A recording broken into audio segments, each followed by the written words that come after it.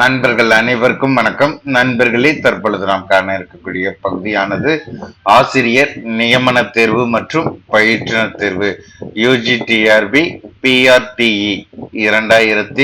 2023 இந்த தேர்வை எழுதி அரசு பணிக்காக காத்து கொண்டு இருக்கக்கூடிய ஆசிரியர்கள் கவனத்திற்கு.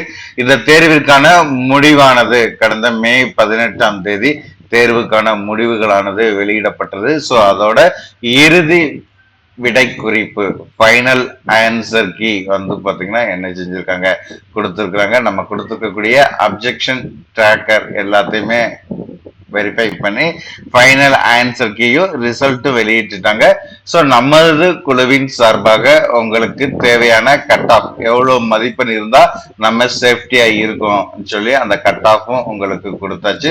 இந்த தேர்வுக்கான A to Z எல்லா தகவல்களும் உங்களுக்கு பகிரப்பட்டு அடுத்து சிவி லிஸ்ட், இந்த சிவி எப்போது நம்மளுக்கு கொடுப்பாங்க, இந்த சிவி லிஸ்ட் எப்போது வரும், இந்த சிவி லிஸ்ட்ல என்னென்ன ப்ராசஸ் இருக்கும் எல்லாத்தையுமே உங்களுக்கு அதையும் நம்ம கத்து கொடுத்தாச்சு. ஸோ இந்த UGTRB தேர்வுல வெற்றி பெற்ற ஆசிரியர்கள் அனைவருக்குமே நம்முடைய சுபைக்குழுவின் சார்பாக வாழ்த்துக்களை தெரிவிச்சுக்கிறோம். ஸோ அதே வேளையில பாடர்ல இருக்கக்கூடிய ஆசிரியர்கள், அது மட்டும் இல்லாம இந்த UGTRB 2023 இந்த தேர்வானது நம்மளுக்கு கத்து கொடுத்திருக்கக்கூடிய பாடம், அது மட்டும் இல்லாம வந்து பாத்தீங்கன்னா இந்த தேர்வுல ஒவ்வொரு ஆசிரியர்களும் எவ்வளவு இடர்பாடு இருந்துச்சு, சோ இந்த தேர்வுல களையப்பட வேண்டிய விஷயங்கள் என்ன, இதனை குறித்து தான் ஒரு தெளிவான வீடியோவாக இதை நம்ம கொடுக்க போறோம். சோ தேர்வு எழுதிய ஆசிரியர்கள் ஒவ்வொருவருமே இந்த வாய்ப்பை சிறந்த முறையில் பயன்படுத்திக்கோங்க. சோ இந்த தேர்வுல வந்து பாத்தீங்கன்னா உங்களுக்கு மொத்தமாக 9 சப்ஜெக்டுக்கு வந்து பாத்தீங்கன்னா என்ன செஞ்சிருக்காங்க, பணியிடம் நிரப்புவதற்கு டோட்டலா 3192 காலி பணியிடங்களை நிரப்புவதற்கு உங்களுக்கு இந்த தேர்வு நடத்தி முடிச்சிருக்காங்க, ரிசல்ட் கொடுத்திருக்காங்க. சோ இந்த தேர்வு நடத்தும் பொழுது அரசின் சார்பாக கொடுக்கக்கூடிய தகவல் என்னன்னு சொல்லி பாத்தீங்கன்னா, தரமான ஆசிரியர்களை என்ன செய்யணும், உருவாக்க வேண்டும். தரமான ஆசிரியர்களை உருவாக்க வேண்டும் என்பதற்காகத்தான் மீண்டும் ஒரு முறை 149 ஜிஓ படி வந்து பாத்தீங்கன்னா மீண்டும் ஒரு முறை வந்து நாங்க என்ன செய்யறோம், தேர்வு நடத்தி ஆசிரியர்களை நாங்க தேர்வு செய்யறோம். அது மட்டும் இல்லாம எவ்வளவோ தேர்வுகள் உங்களுக்கு வந்து பாத்தீங்கன்னா பட்டய படிப்பு படிப்பை முடிச்சு அடுத்த ஆசிரியர் தகுதி தேர்வுன்னு தொடர்ச்சியாக சொல்லக்கூடிய அனைத்து தேர்வு எழுதியும் நம்ம வந்து பாத்தீங்கன்னா பணிக்காக காத்து கொண்டு இருக்கக்கூடிய சூழ்நிலையில ஆசிரியர் தேர்வு வாரியம் அரசு சார்பாக சொல்லக்கூடிய, அரசின் சார்பாக சொல்லக்கூடிய தகவல் தரமான ஆசிரியர்கள். ஆசிரியர் தேர்வு வாரியம் பண்ணியிருக்கக்கூடிய செயல்பாடுகள் வந்து பாத்தீங்கன்னா அவர்கள் எடுத்திருக்கக்கூடிய முயற்சி, அவங்க சொல்லியிருக்கக்கூடிய ஒவ்வொரு செயல்பாடுகளுமே வந்து பாத்தீங்கன்னா தரமற்றவையாக இருக்குதுங்கிறது ஆசிரியர்களுடைய பெரும் வேதனையாக இருக்கக்கூடியது. சோ ஒரு தரமான ஆசிரியர்களை உருவாக்க வேண்டும் என்பதற்காக அமைக்கப்பட்டுள்ள ஒரு அமைப்பு வந்து பாத்தீங்கன்னா டிஆர்பி. சோ இந்த டிஆர்பி வந்து பாத்தீங்கன்னா எடுத்திருக்கக்கூடிய இந்த கொஸ்டின் பேட்டர்ன்ங்கிறது வந்து பாத்தீங்கன்னா மிகவும் வந்து பாத்தீங்கன்னா தரமற்றவையாக, சோ இதுல வந்து பாத்தீங்கன்னா நம்மளுடைய கருத்துக்கள் வந்து ஒத்து போகாத அளவிற்கு ஒவ்வொரு பாட பிரிவிற்குமே வந்து பாத்தீங்கன்னா ஸ்டார் கொஸ்டின் வந்து பாத்தீங்கன்னா அதிகமாக இருக்கக்கூடியது, ஒரு தரமற்ற வினாத்தாள்னே நம்ம சொல்லலாம். ஏன்னா ஒவ்வொரு சப்ஜெக்டுக்கு பார்க்கும்போது குறைந்தது 20 வினாக்கள் வரைக்கும் வந்து பாத்தீங்கன்னா உங்களுக்கு வந்து என்ன செய்யறாங்க, அந்த ஸ்டார் கொஸ்டின் பிளஸ் வந்து பாத்தீங்கன்னா ஆப்ஷன் மாத்தி கொடுத்தது இரண்டையுமே பார்த்தோம்னா 20 வினாக்கள் வரைக்கும் இருக்குது. அப்படிங்கல கஷ்டப்பட்டு படித்து பணிக்கு செல்லக்கூடிய ஆசிரியர்களுக்கு இது வந்து பாத்தீங்கன்னா பெரிய ஒரு பாதிப்பை ஏற்படுத்துங்கிறதுல எந்தவித மாற்றமும் கிடையாது. இதனாலதான் வந்து பாத்தீங்கன்னா கட் ஆஃப்ங்கிறதும் கொஞ்சம் அதிகரிப்பதற்கு 100க்கு மேல் சொல்லி ஆசிரியர்கள் மதிப்பெண் எடுப்பதற்கு ஒரு வாய்ப்பு என்னன்னு சொல்லி பார்த்தோம்னா உங்களுக்கு இந்த ஸ்டார் கொஸ்டின் தான்.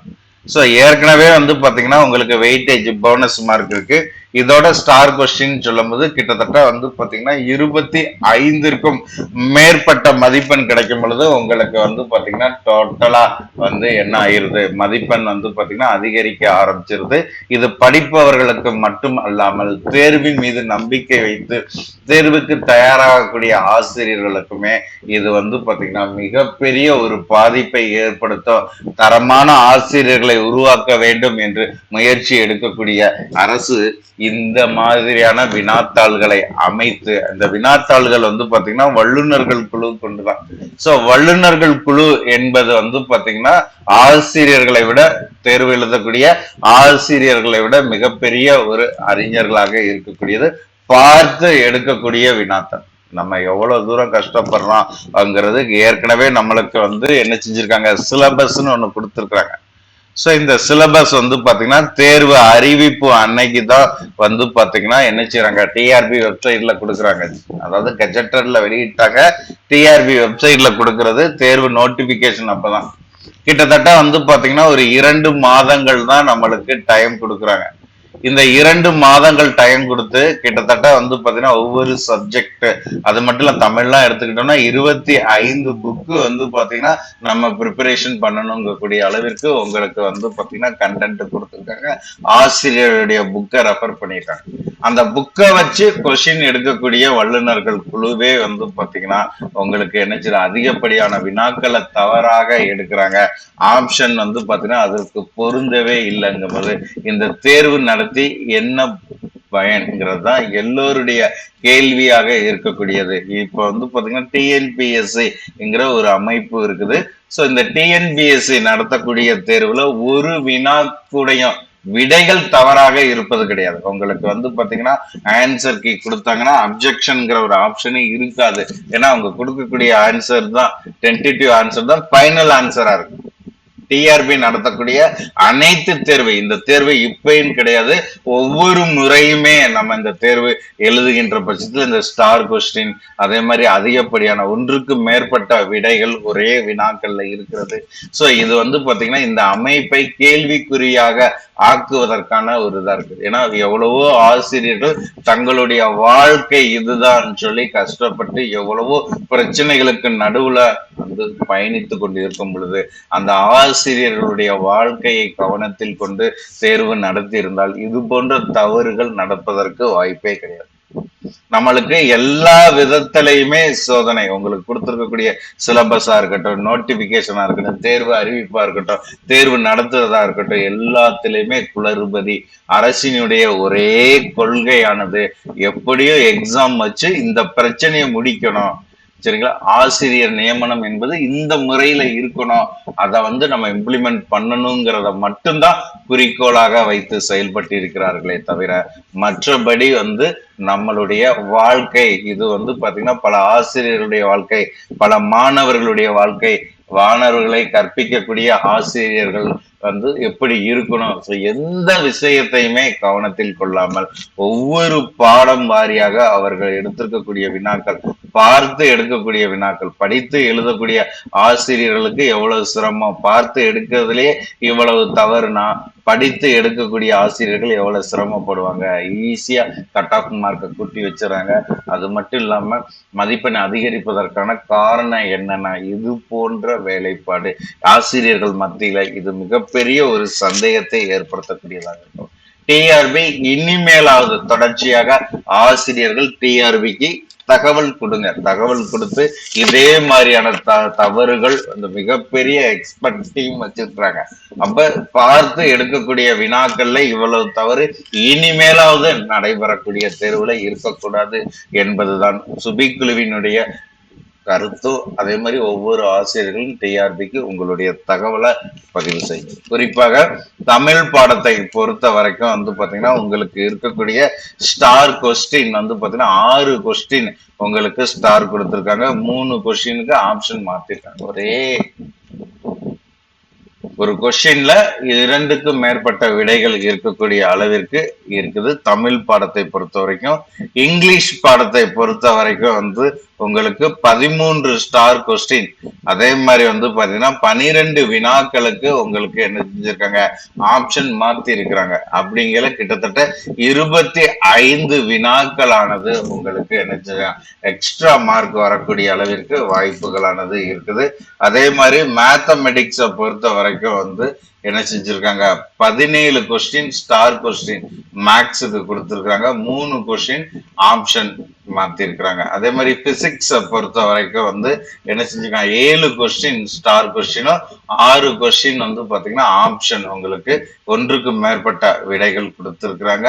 அதே மாதிரி கெமிஸ்ட்ரிய பொறுத்த வரைக்கும் வந்து பாத்தீங்கன்னா 12 வினாக்கள் உங்களுக்கு என்ன செஞ்சிருக்காங்க, ஸ்டார் கொஸ்டின் 6 கொஸ்டினுக்கு ஆப்ஷன் ஒன்றுக்கு மேற்பட்ட விடைகள்.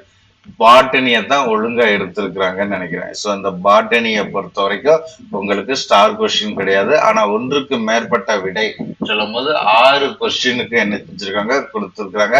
அதே மாதிரி சுவாலஜியை பொறுத்த வரைக்கும் 3 கொஸ்டின் ஸ்டாரு, 6 கொஸ்டின் ஒன்றுக்கு மேற்பட்ட விடை. ஹிஸ்டரிய பொறுத்த வரைக்கும் உங்களுக்கு 13 கொஸ்டின் ஸ்டார் கொஸ்டின், ஒரு கொஸ்டின் வந்து பாத்தீங்கன்னா என்ன செஞ்சிருக்காங்க, ஆப்ஷன் மாத்தி கொடுத்திருக்காங்க, ஒன்றுக்கு மேற்பட்ட விடை. இது தமிழ் எலிஜிபிலிட்டி டெஸ்ட்ல சரிங்களா. மேஜர்ல வந்து பாத்தீங்கன்னா 13 ஸ்டார் கொஸ்டின். அதே மாதிரி ஜியாகிரபில 11 கொஸ்டின் டெலிட்டட் கொஸ்டின். அதே மாதிரி 6 கொஸ்டின் ஒன்றுக்கு மேற்பட்ட விடை. சோ இந்த இத பார்த்தாலே நம்மளுக்கு புரியும், இது ஒரு வினாத்தாளா சொல்லக்கூடிய அளவிற்கு வந்து பாத்தீங்கன்னா எல்லாருமே வருத்தப்படக்கூடிய அளவிற்கு டிஎன்பிஎஸ்சி. சோ இந்த அமைப்புக்கும் டிஆர்பிக்கும் மிகப்பெரிய ஒரு வேரியேஷன் இருக்குது சரிங்களா. டிஎன்பிஎஸ்சி நடத்தக்கூடியது லட்சக்கணக்கான மாணவர்களுடைய வாழ்க்கைக்காக நடத்தக்கூடிய தேர்வு. லட்சக்கணக்கான ஆசிரியர்கள் போட்டி போடுறாங்க. அருமையான முறையில எந்தவித தவறோ எந்தவித இடர்பாடோ இல்லாமல் எளிமையாக முடித்து பணியை நிரப்பி கொண்டிருக்கிறார்கள். ஆனா டிஆர்பியை பொறுத்த வரைக்கும் ஒவ்வொரு தேர்வுலையுமே பாருங்க, மேக்ஸ்ல 17 ஸ்டார், இங்கிலீஷ்ல 13 ஸ்டார், 13 கொஸ்டின். அவங்களுக்கு எப்படி எடுத்தோன்னே தெரியல. வல்லுநர்கள் குழு, அந்த குழுவே வந்து பாத்தீங்கன்னா தரமான ஆசிரியர்களை உருவாக்கணும்னு சொல்லக்கூடிய அரசாங்கம் நடத்தக்கூடிய அமைப்புல இருக்கக்கூடிய வல்லுநர் குழுவே எப்படி இருக்கிறாங்க. சோ இவர்கள் எப்படி ஆசிரியர்களை சோதிக்க முடியும், ஆசிரியர்களை சோதிப்பதற்கு இவர்களுக்கு என்ன குவாலிபிகேஷன் இருக்குதுங்கிறது எல்லாருக்குமே இருக்கக்கூடிய மிகப்பெரிய கேள்வி. ஜியாகிரபில எல்லாம் 11, ஹிஸ்டரியில 13 கொஸ்டின் டெலிட்டட் கொஸ்டின் சரிங்களா. இப்படி இருந்துச்சுன்னா கிட்டத்தட்ட வந்து பாத்தீங்கன்னா நம்மளுக்கு ஒவ்வொரு சப்ஜெக்ட்ல பார்த்தோம்னா 10ல இருந்து 15% வரைக்கும் வந்து பாத்தீங்கன்னா குறிப்பிட்ட பாடத்துல வந்து பாத்தீங்கன்னா வினாத்தாள்களே உங்களுக்கு வந்து பாத்தீங்கன்னா என்ன செய்றாங்க, தவறாக எடுத்திருக்கிறாங்கிறது மிகப்பெரிய ஒரு வேதனை. டிஆர்பி ஆனது இனி வரக்கூடிய காலங்கள்ல இந்த தவறுகளை திருத்தி தரமான ஆசிரியர்களை உருவாக்க வேண்டும் என்று நோக்கமுடைய டிஆர்பி தரமான வல்லுநர்களை உருவாக்க வேண்டும். உருவாக்கி அதன் பிறகு வந்து ஆசிரியர்களை தேர்வு செய்வது அனைவருக்கும் சாலை சிறந்ததாக இருக்கும். இது ஒவ்வொரு ஆசிரியர்களுடைய வாழ்க்கை என்பதை அரசும் சரி அமைப்பும் சரி புரிந்து கொள்ள வேண்டும் என்பதுதான் சுற்றுக்குழுவினுடைய கருத்து. ஆகவே இந்த தேர்வுல பயிற்சி மேற்கொண்டு வெற்றி பெற்ற ஒவ்வொரு ஆசிரியர்களுமே மிகப்பெரிய ஒரு சாதனையாளர்கள் என்பதுல எந்த மாற்றமும் கிடையாது.